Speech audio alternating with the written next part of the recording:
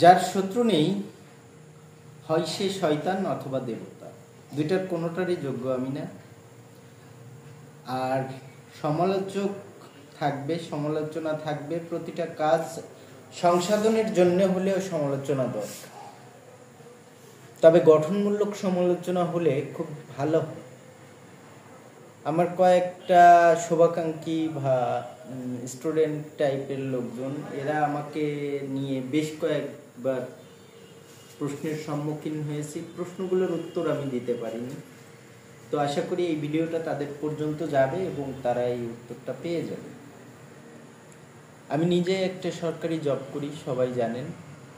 আমার সহধর্মিনী সেও একটা সরকারি জব করে, সুতরাং আমাদের টাকার যে আর্থিক সচ্ছলতাটা, এটা আলহামদুলিল্লাহ যেটা আছে আমাদের চলে। সুতরাং এই ধরনের কোনো মন মানসিকতা নিয়ে আমি ভিডিও করি না যে টাকা পয়সা এখান থেকে আর্নিং করতে হবে।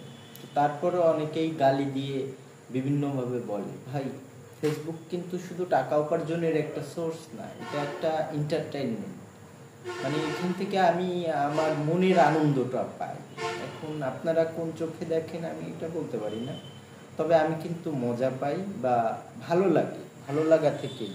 তবে সাহায্য সহযোগিতার যদি কথাটা আসে, তখন আপনি বুঝতে পারবেন যে না, আমি আপনার ঠিক পথে আছি।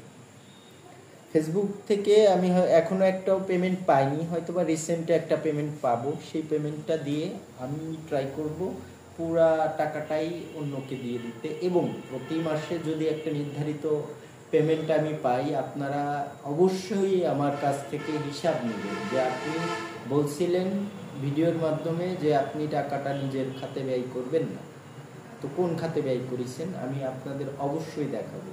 তবে একটা জিনিস, দানের ক্ষেত্রে ডান হাত দিলে বাম হাত জানবে না, এটা সর্বোৎকৃষ্ট দান। তো সেইভাবে চেষ্টা করি যতদূর পারি, মানে আমার অ্যাবিলিটি মোতাবেক। তবে এই ফেসবুকের টাকাটা আমি অবশ্যই সবাইকে দেখাবো যে কাকে দিচ্ছি, কি প্রয়োজনে দিচ্ছি, কেন দিচ্ছি, আপনারা দেখতে পাবেন। আর যারা গঠনমূলক সমালোচনা করেছেন তাদেরকে ধন্যবাদ জানাই। আর যারা আমাকে নিয়ে বিভিন্ন ধরনের কটূক্তিমূলক কথাবার্তা বলেছেন তাদের আমি নিজ গুণে ক্ষমা করে দিলাম। আপনারা দোয়া করবেন যেন গরিব অসহায়দের পাশে থাকতে পারি, এবং সামান্য আমার তো যতটুকু অ্যাবিলিটি আমি ততটা দিয়েই সাহায্য করব। আমি আপনাকে ডিক্লার দিব না যে আমি 10 লাখ টাকা দিয়ে দিব, কারণ আমার ওই অ্যাবিলিটিটা নেই। আমার যদি হয় আমি অবশ্যই